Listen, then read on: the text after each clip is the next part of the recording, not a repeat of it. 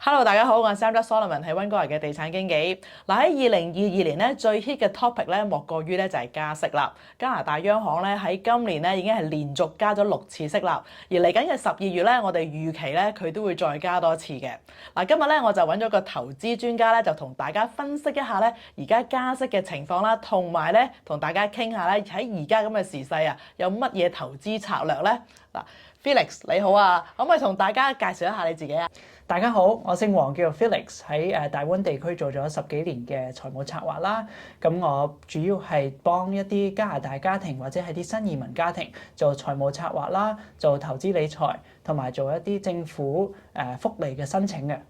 Felix 啊，我有好多客人咧喺今年年頭咧趁住個市好咧就賣咗佢手頭上嘅物業，咁啊揸住一筆現金，咁咧就等咧出年咧就買樓嘅。咁另外咧，我哋亦都有好多朋友咧同埋客人咧就係由香港過嚟啦，咁佢哋就攞住呢個work permit 啦，同埋呢個study permit，咁咧就等咧佢哋一有個 PR 身份咧就即刻買樓噶啦。咁而佢哋手頭上咧亦都係有啲現金嘅。咁啊想問下啦，你有冇啲乜嘢投資嘅 tips 俾呢班朋友咧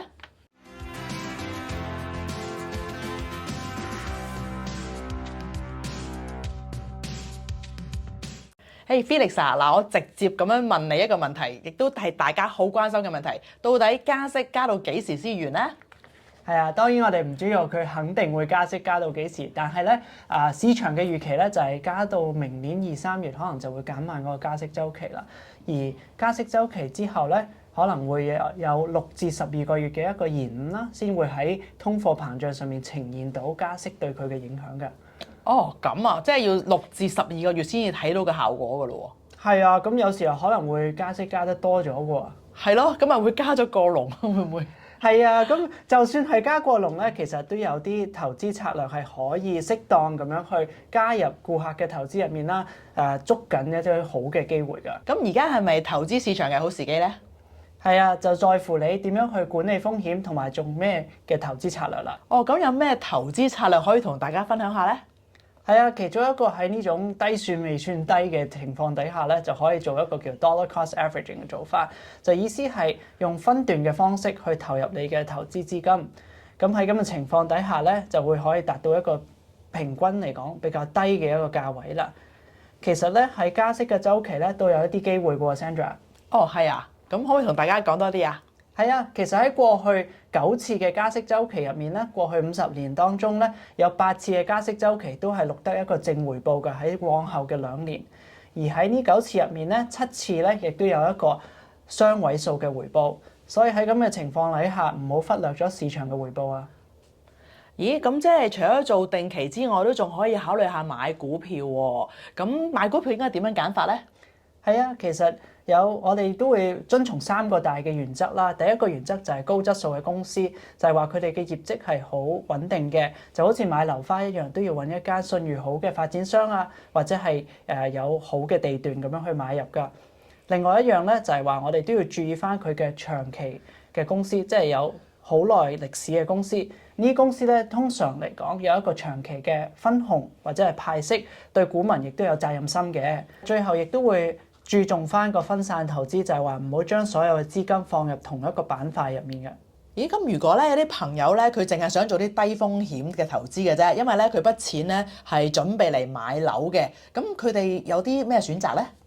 係啊，其實如果喺1-2年內要買樓嘅，我哋就唔建議買啲有風險嘅產品啦。咁其實可以選擇做一啲定期啊，或者係啲高息戶口。而喺呢段時間咧，當然你話如果係1年或者2年以上嘅投資項目入面咧，如果要去超越通脹咧，10月嘅通脹率已經去到6.9，就好難去超越呢一個百分比啦。咁所以可能就會選擇翻啲中長期少少嘅投資啦。OK，咁如果有朋友佢係想做定期嘅，咁我又想問下啦 ，Felix，咁佢哋揾你同埋就咁行入去個銀行度揾個分行經理話，我想做定期啊，咁有咩分別嘅咧？係啦，咁同我哋投資專員去做嘅時候咧，我哋就可以比較20間唔同嘅公司啊、銀行啊、財務機構嘅利息，而去揾到最高嘅利息俾我哋嘅顧客，咁變咗你有個選擇性咯。嗱，咁如果啲朋友係想做啲長線啲嘅投資，咁又有咩選擇咧？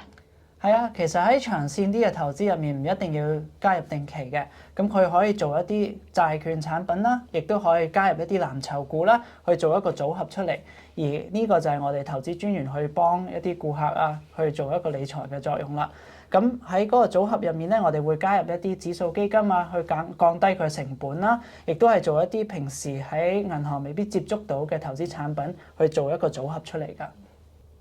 而喺股票選擇方面咧，亦都唔好話忽略咗一個板塊上面嘅選擇喎。咁舉個例，喺今年咁嘅情況底下咧，一啲日常用品股咧就會好適合而家去關注啦。亦都可以加添翻啲醫療嘅產品股啦，或者係醫藥股。原因就係話咧，各個加拿大公民咧都開始好關注自己嘅健康啊。咁喺呢啲醫療用品入面咧，其實都有一個長期增長嘅好處㗎。最後咧，喺三大指數入面咧，因為科技版圖嗰個跌幅係今年嚟講最大嘅，咁所以加翻入去一啲好長線嘅一啲科技股，其實都係對一啲顧客係有一個利好嘅投資機會㗎。總括而言咧，就係話每個月咧可以將一啲儲蓄作為一個投資目標。咁好似巴菲特咁講啦，你每個月都應該有一個支出係放入去啲高質素嘅投資入面㗎。嗱，今日咧就好多謝 Felix 啦，就同我哋分享咗好多投資嘅 tips 啦。咁如果大家有關於任何投資市場嘅問題咧，咁你哋可以揾阿 Felix 傾下偈啦。咁如果係有地產嘅問題嘅話咧，咁歡迎你哋隨時揾我啦。嗱，咁如果你哋咧係想我繼續請多啲唔同嘅嘉賓上嚟同大家傾下偈嘅話咧，咁俾個 like 俾我啦，亦都喺個 comment 嗰度咧